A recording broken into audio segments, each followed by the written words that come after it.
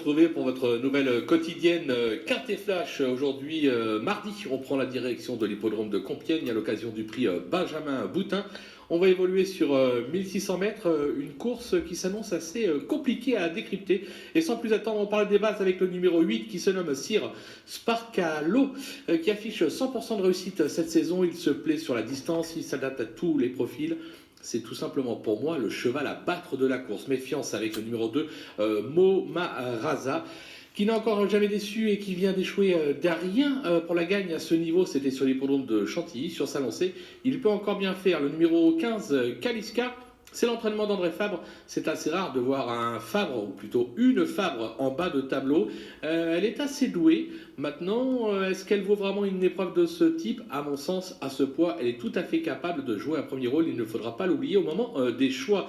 Du côté des opposants, on va se méfier du numéro 13, Riponette, qui a toujours répondu présente depuis ses débuts. Elle passe un véritable test sur la distance, mais je pense qu'elle est capable de le réussir. Le numéro 3, Sugar the Mist, qui a été décevant dernièrement. À mon sens, il vaut mieux la juger sur sa troisième place acquise en avril dernier. C'était sur l'hippodrome de Chantilly. Stéphane Pasquier s'est en tiré la quintessence. On va la reprendre en grande confiance.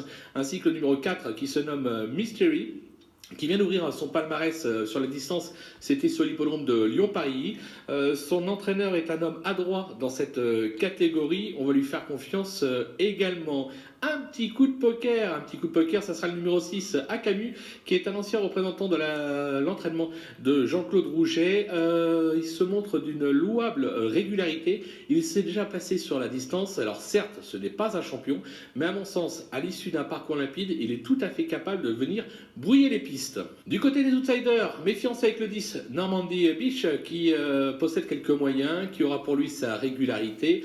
Il va être monté en condition sur sa course de rentrée. On va s'en méfier également. Le numéro 5, Nerocas, son entourage est très confiant avant coup. Le cheval est en constant progrès. Il semble taillé pour réussir dans cette catégorie. Je l'ai placé un peu loin, c'est un choix. Pour moi, c'est plus une place que pour un podium. Le numéro 9, Madison Avenue, qui vient d'ouvrir son palmarès sur la distance, c'était sur l'hippodrome de Saint-Cloud. Sa marge est un petit peu réduite. Maintenant, de surcroît, elle a hérité du 16 dans les stalles, ce qui complique la donne. Maintenant, pourquoi pas pour une 4-5e place? Il faut s'en méfier également, la course est très ouverte. Le numéro 7, Summerfly, qui a gagné son handicap en valeur 35,5 l'an dernier sur l'hippodrome de Lyon. Sa forme actuelle joue pour elle. Elle peut, elle aussi, espérer accrocher une petite place. Et enfin, l'As Electroscope, qui reste sur 3 bonnes performances en province et notamment à Nantes, un hippodrome où en général, quand on s'illustre, on est capable de venir en région parisienne. Il se plaît sur la distance. Sur sa lancée, lui aussi peut brouiller les cartes. Du côté des délaissés, il fallait faire des choix. On va commencer avec le 11, Prince des Champs, qui compte quelques bonnes sorties en province. Maintenant, ça se complique à Paris.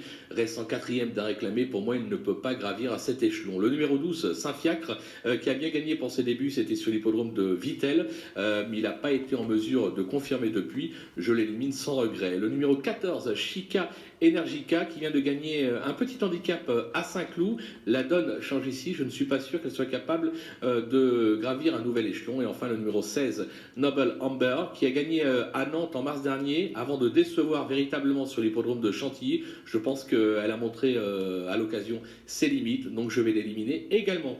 On se quitte avec un petit pronostic et des conseils de jeu et on se donne rendez-vous demain pour une nouvelle quotidienne.